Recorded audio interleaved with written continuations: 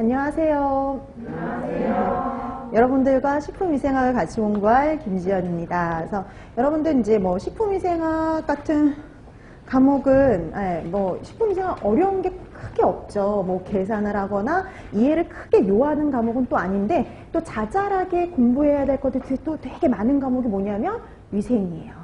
자, 그래서 여러분들이 뭐 이제 이론을 이제 3, 4, 5, 6 4개월 동안 탄탄히 다져두셨죠. 이제 그걸 토대로 해가지고 이제 문제를 하나씩 집을 짓듯이 문제를 하나씩 풀어가시면 되는데요.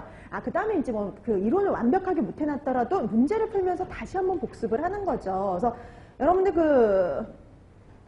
이론을 들을 적엔요, 복습을 그렇게 강조를 했어요. 복습을 꼭 하세요. 복습을 해서 본인 것으로 반드시 만드세요. 이렇게 그런 말을 많이 했는데요.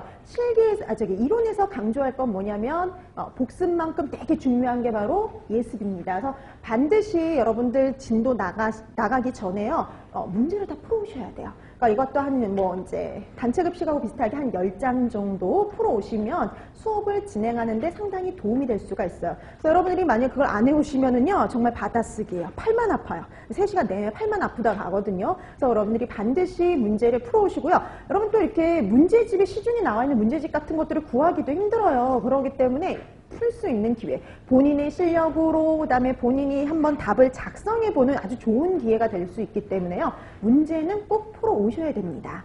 자, 그럼 문제는 그래서 예습은 반드시 해오시는 것은 기본. 그 예습을 하면서 근데 예습하기 전에 문제를 풀기 전에 너무 오래됐잖아요.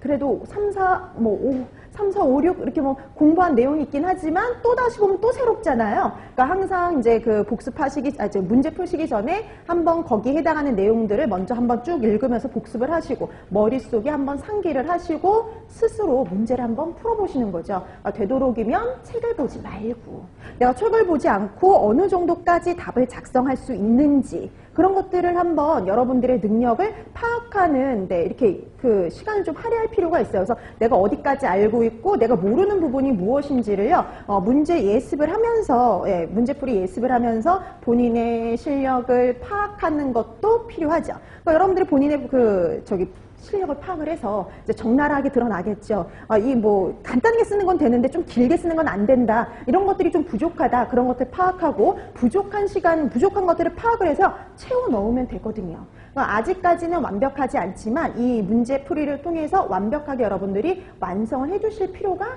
있어요.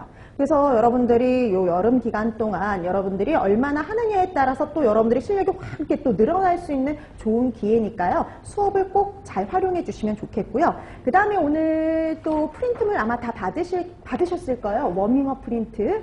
동영상 강의를 듣는 분들은 학습 게시판에 올려져 있으니까 출력하셔서 사용을 하시면 됩니다. 그러니까 동영상 강의를 들으시는 분들도 워밍업 프린트는 수업 시작 전에 항상 풀어두시면 되는 건데요. 이 워밍업 프린트는 이제 항상 그날 들어갈 내용, 그날 할 내용을 미리 점검하는 거예요. 그래서 우리가 모든 내용을 솔직히 이론에서 했던 모든 내용을 다 문제로 풀어보기에는 좀 힘이 들어요. 그래서 그런 데서 이제 좀 안 나왔던 그런 내용들을 워밍업 프린트를 통해서 기억을 한번 되살리고 그다음에 문제를 푸는 이런 식으로 수업이 진행이 되니까요. 여러분들이 수업 시간을 잘 좀 활용을 해주셨으면 좋을 것 같습니다. 그 다음에 여러분들도 뭐 식품위생이 어느 정도 나오는지는 다 알고 계시죠? 10% 정도가 뭐 80문제 10%면 뭐 8점 이 정도인데요. 간혹 얘는 10점까지도 나온 적은 있습니다. 그러니까 6점에서 10점 사이라고 생각하시면 되는데요. 왜냐? 논술형으로도 나오기도 하거든요. 식품위생은. 그래서 식품위생 단체급식 같은 경우에는 단독으로 뭐 논술형 문제가 나오지 않거든요. 근데 식품위생은 단독으로 논술형 문제도 실제 나온 적이 있습니다. 그렇기 때문에 뭐 6점에서 한 10점 사이 그 정도 분량이다라고 생각하시면 될 것 같아요. 그런데 뭐 그렇다고 해서 되게 막 차지하는 비율이 높거나 그렇지는 않은데 그래도 공부해야지 맞을 수가 있으니까 여러분들이 그런 걸 감안해 주시면 되겠고요. 그 다음에 이제 얘도 마찬가지로 이렇게 아주 깊이 있게 할 필요는 없지만 폭 넓게 여러분들이 좀 공부를 해 두실 필요가 있었어요. 자, 그래서 오늘도 식품위생도 마찬가지로요. 단체급식처럼 먼저 오늘 할 내용에 대한 워밍업 프린트부터 확인을 하고요. 그 다음에 이제 문제풀이 하나씩 나갈 텐데요. 자, 우리가 이제 오늘 기본적으로 이제 할 게 뭐냐면 미생물의 종류와 특성이에요. 여러분 미생물의 종류와 특성, 미생물들 기억나시나요?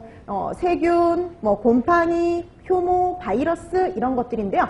각각의 어떤 종류들이 있고 특징들이 어떤 것들이 있는지를 파악하셔야 되는데 이런 것들은 나중에 뭐랑 또 연결이 되냐면 부패세균들하고 또 연결이죠. 그래서 어떤 식품에 부패세균은 누가 있는지를 파악해 주시는 것이 필요한데요. 세균, 곰팡이, 효모, 바이러스 이 중에서 제일 중요한 건 뭐냐면 네, 세균, 제일 종류도 많고 제일 시험 문제에 나올 가능성이 높았던 게 세균. 그 다음에 곰팡이 정도다라고 생각을 하시면 되는 거였죠.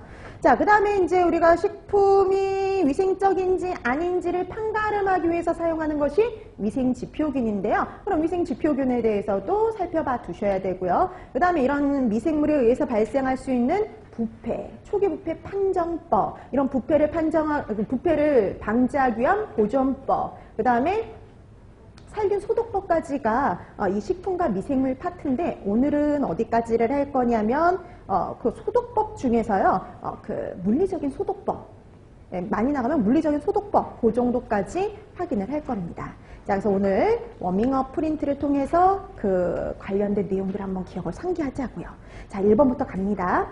자, 일부 세균들이 외부 환경이 열악할 때 만들어내는 일종의 저항체입니다. 이걸 뭐라 그러냐면 포자 내지는 아포라는 단어를 쓰죠. 그러니까 우리가